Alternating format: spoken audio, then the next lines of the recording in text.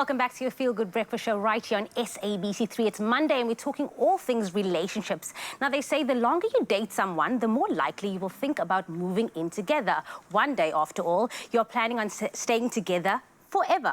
So why not start forever right now? Or perhaps living together could be a good test before you get married, right? Now, whatever the reason, there are several ones when it comes to moving in together for the very first time, and you should know the reason for doing so. So today we're asking you the question, is there a perfect time to move in with your partner? Now, Relationship Architect Shelley Lewin is in the building to help us discuss this hot topic, and we'd absolutely love to hear from you, your questions and your comments. So head on over to our Facebook page, drop a comment on this post, and we would love to engage with you this morning. Welcome, Shelley. Thank you so much. A hot topic today, moving in together. Absolutely.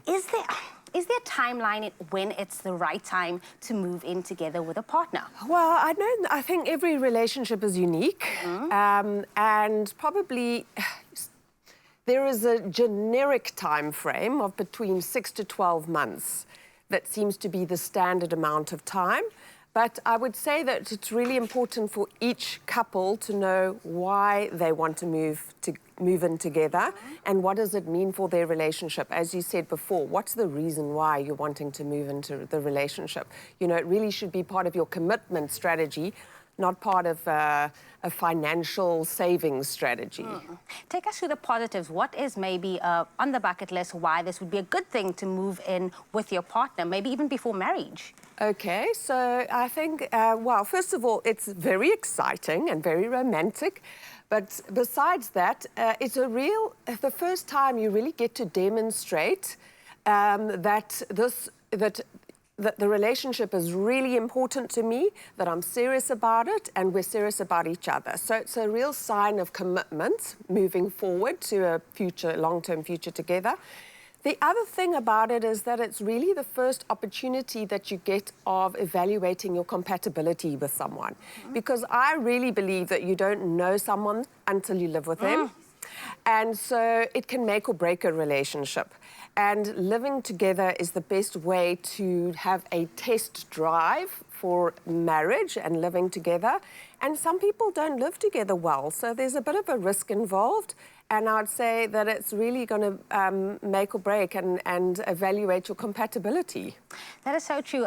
Friends of mine actually moved in together first before getting married, and then they ended up not getting married. Like, there's also that risk of it. Absolutely, it is a risk. But what things should partners consider before moving in and taking that big step? Well, I think you pointed it earlier that you really need to consider the reasons why you're doing it. What does this mean to the relationship? Because it's not something that you just let's do it because it's going to be good for us and saving some money every month. You really need, I mean, it's a serious move, so there's quite a lot to consider, you know. First of all, are you able to have transparent, open conversations about money? You know, you're going to be sharing the cost of living, so there needs to be comfort around having difficult conversations. You're going to have conversations around what's our budget, what can I afford, what can you afford. You need to be able to decide who's going to be contributing what, how much are we contributing each towards the household. And then there's all those difficult conversations around how you're going to be splitting the domestic duties. You know, so things that often happen as people fall into those traditional gender roles.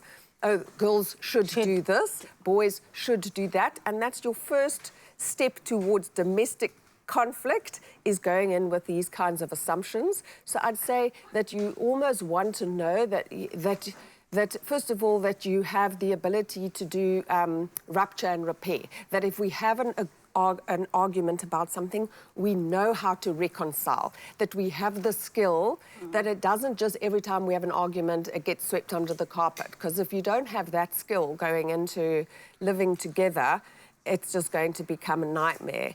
And then what often happens is that the relationship then gets this, could be described as, I don't know if you've ever heard of John Gottman, he's a psychologist, and he describes the 4 horsemen of the apocalypse. Okay. And basically, if you have criticism, contempt, defensiveness and withdrawal. So if your relationship can be described as one that has a strong feeling of criticism, contempt, defensiveness, and withdrawal, you do not have the skills to live together. Oh, wow. Because essentially you aren't able to overcome problems. You don't have what it takes to work things through and to repair and to reconcile when things don't go well. So if you know that going in, it's not a good idea to move in together.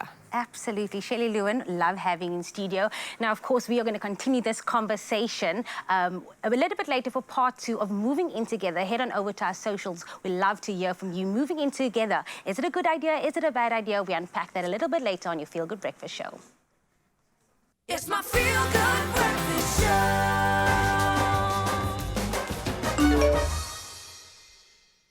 Welcome back to your Feel Good Breakfast Show right here on SABC3. It's a Monday and we're talking all things relationships this morning. And today the Relationship Architect Shelley Lewin is in the hot seat to help us discuss what couples should consider when they want to move in together. We'd love to hear your questions and comments, so head on over to our Facebook page, drop a comment on this post and we will engage with you. Now, we already have a comment that came through for you this morning, and that comes from Gift. She says, I don't think there's a perfect time for such, just as there isn't a perfect time to get married, but when two adults decide to make an adult decision that makes them happy, that's it. Do you agree? Absolutely. Yes, there's something you touched on earlier. The key word there is adult decision. That it's two adults agreeing to take our relationship forward to the next step. It's not seen as something that way we can save some money, you know.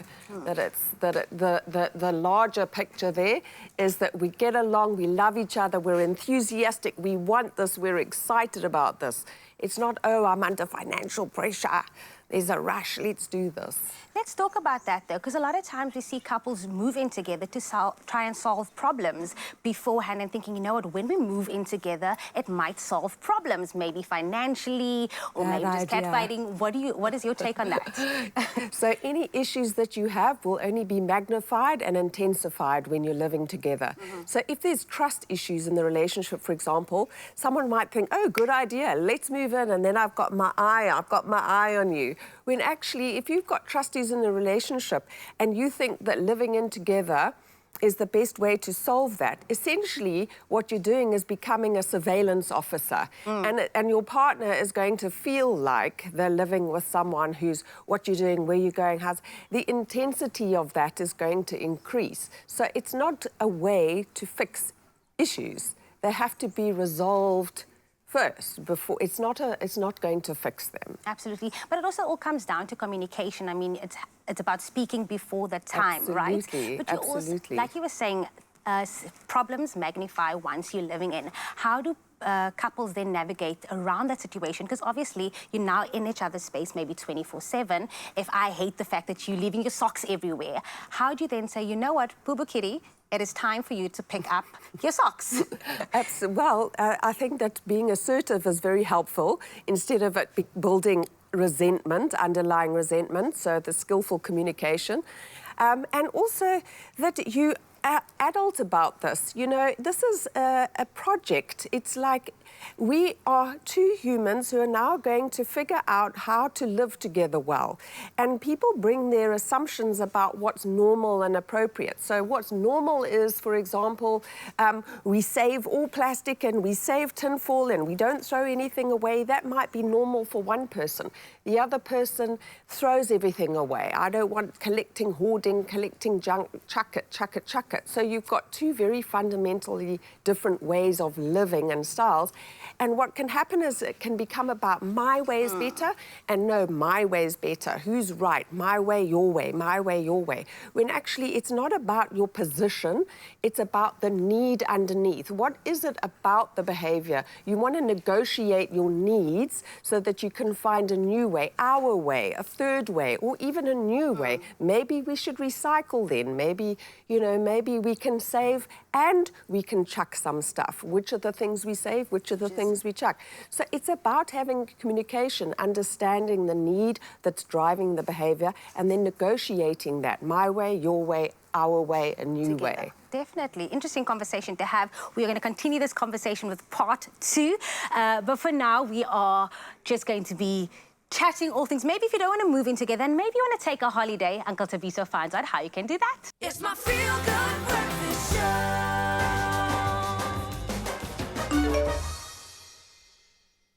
Welcome back to your Feel Good Breakfast Show right here on SABC3. Now, it's Monday and we're talking all things relationships. And today, the Relationship Architect Shelley Lewin is in the hot seat to help us discuss what couples should consider when they want to move in together. We'd love to hear your questions and comments. So head on over to our Facebook page, drop a comment on this post, and we would love to engage with you this morning.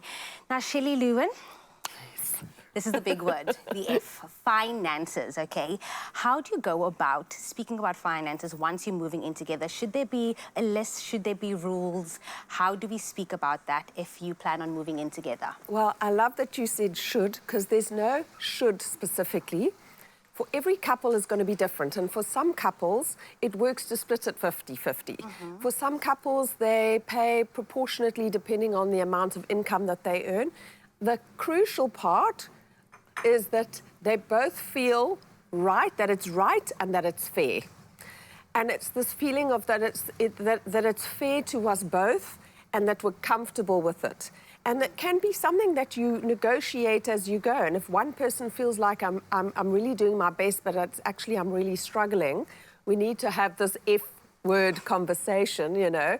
And if you aren't adult enough to talk about finances, then really you aren't adult enough to be living together. Definitely. We have a few social media comments that came through. One of them is, I like Brandon, says, we're all different and all relationships are different.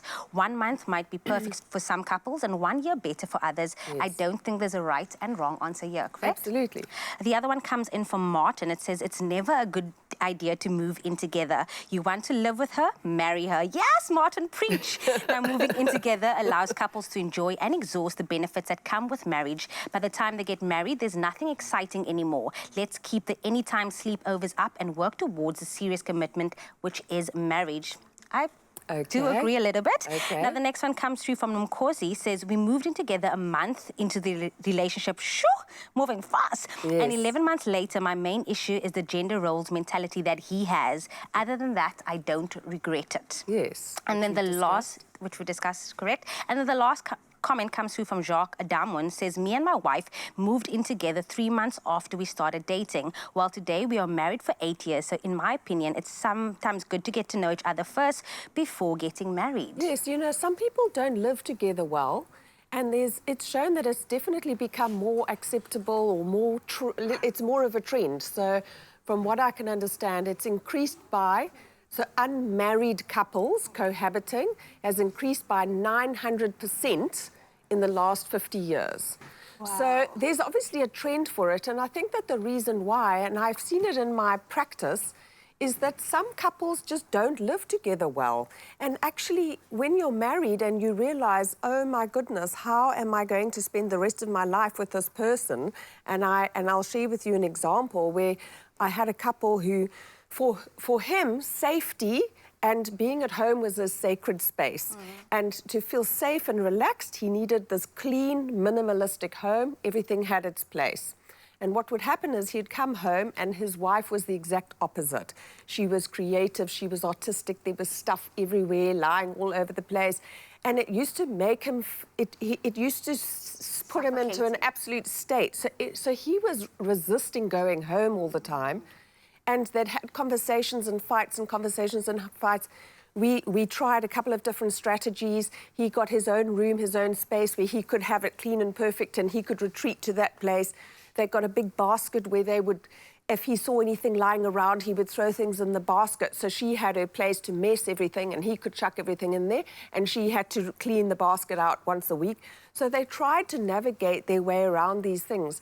But at the end of the day, the living together was such an awful experience for him specifically that he ended up not wanting to go home. And, you know, and that's just a small example how if you had stayed together and lived together, that they might have decided earlier that living together or getting married was not necessarily ideal. And that's just the essence of a person. Those are things that you can't really change.